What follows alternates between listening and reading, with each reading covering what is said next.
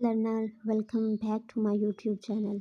And today it's our second class related to fixed preposition. Because nowadays I am taking class related to vocabulary, or in this vocabulary classes, I think preposition play a crucial role to make our sentences powerful. So आज की जो हमारी class में इसमें हम लोग कुछ important fix preposition के बारे में आपको बताऊंगी कि ये फिक्स प्रपोजिशन क्यों आ रही है, इसके पीछे सेंस क्या है। ठीक है, तो हम लोग आज की क्लास स्टार्ट करते हैं। अपना पहला सेंटेंस देखते हैं। जो हमारा पहला सेंटेंस है ये है she was conscious. She was conscious, वो कॉन्शियस थी।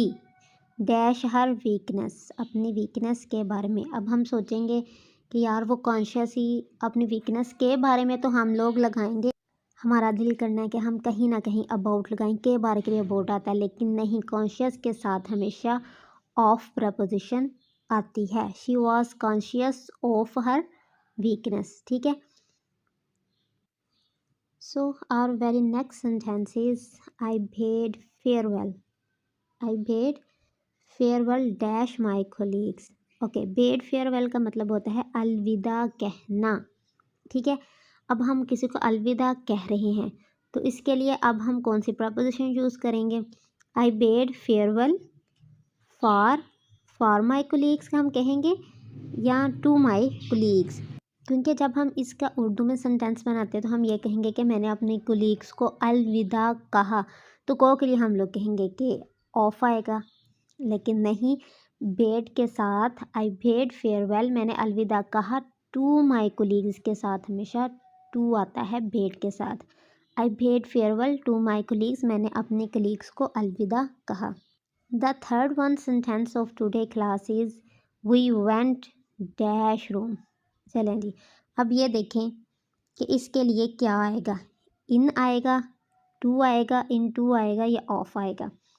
अब हम इसका सोचें, इसकी सिचुएशन का देखें कि हम रूम में गए, we went in the room, हम लोग कहेंगे यहाँ तो इन आना चाहिए। ठीक है, लेकिन हम ये भी देखें कि वेंट के साथ तो टू आता है।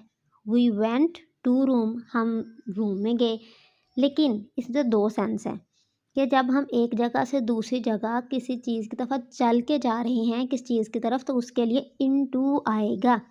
ठीक है, तो यहाँ सेंस ये बन रही है कि we went into room, हम रूम में गए, मतलब पहले कहीं और थे हम लोग और फिर हम उसकी तरफ, रूम की तरफ गए। ये पीपीएससी के पास्ट पेपर का ये एक क्वेश्चन है, इसलिए उसके मुताबिक, उसके सेंस के मुताबिक यहाँ इन टू आएगा, लेकिन वी वेंट टू रूम भी चलेगा। ठीक है, लेकिन यहाँ we went into room.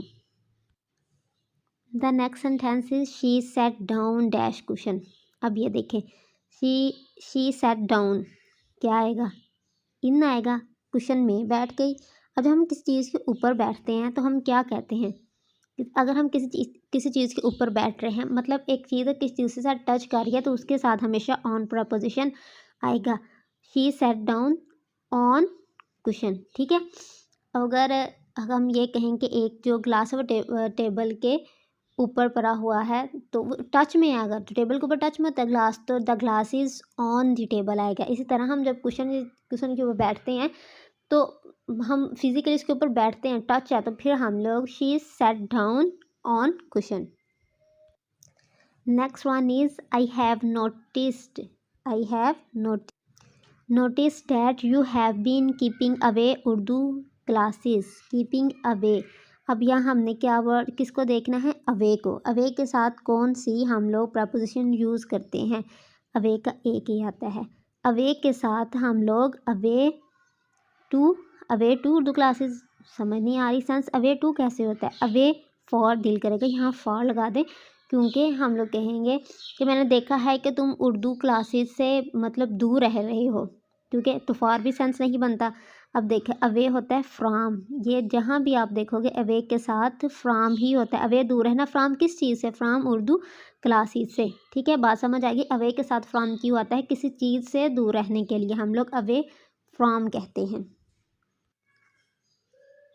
In this sentence, you will see like which preposition we should use. The sentence is she is accustomed, accustom का मीनिंग होता है कि उसे आदत है, वो हैबिचुअल है किसी चीज़ की ना। शी इज़ अकस्टम्ड मतलब आदत है या आदत होनी चाहिए, आदी है, इस तरह के इसका मीनिंग आता है। She is accustomed dash doing work, काम करने की, under any type of circumstances मतलब कोई किसी से भी तरह के सर्कमस्टांसेस आ जाए वो ना काम करने की आदी है। ठीक है, अब हमने अकस्टम्ड के मुताबिक हमने प्रपोजिशन यूज़ करनी है, क्योंकि अकस्टम के साथ फिक्स प्रपोजिशन आती है। तो अब आप ज़रा गैस करें कि इसके साथ हम क्या आएंगे। वो अब उसको उर्दू देखें, आप उर्दू सोच के आप ज़रा बनाने की कोशिश करेंगे कि क्या आएगी। शी इज़ अकस्टम वो आदी है, डूइंग वर्क काम करने की, एनी टाइप किसी भी धर्म की, तो आप लोग कहेंगे फॉर आएगा, करने के लिए आया ना, तो हम लोग यहाँ फॉर लगा देते हैं।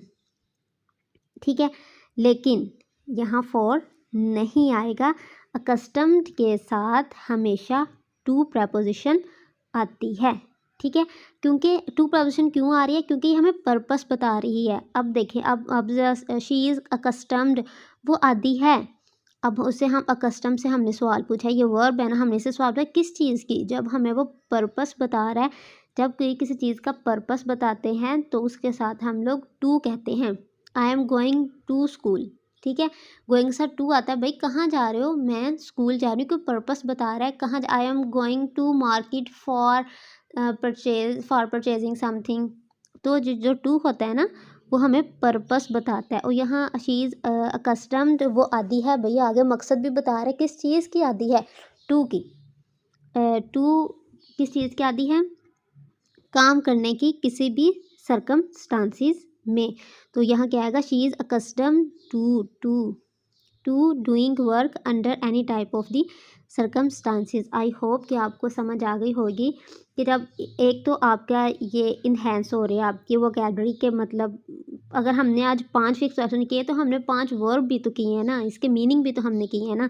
तो इस तरह आपकी वोकैबुलरी भी इन्हेंस हो रही है और साथ साथ आपकी फ़िक्स प्रपोजिशन भी हो रहे हैं, जो कि बहुत इंपॉर्टेंट है आपके कंपटीशन एग्ज़ाम्स के लिए या पीपीएससी के एग्ज़ाम्स के लिए और सब एग्ज़ाम के लिए। अगर आपको ये वीडियो पसंद आई हो प्लीज़ लाइक कीजिए और कमेंट कीजिए कि आगे आप किस तरह की वीडियोस देखना चाहते हैं। Thank you for watching this video.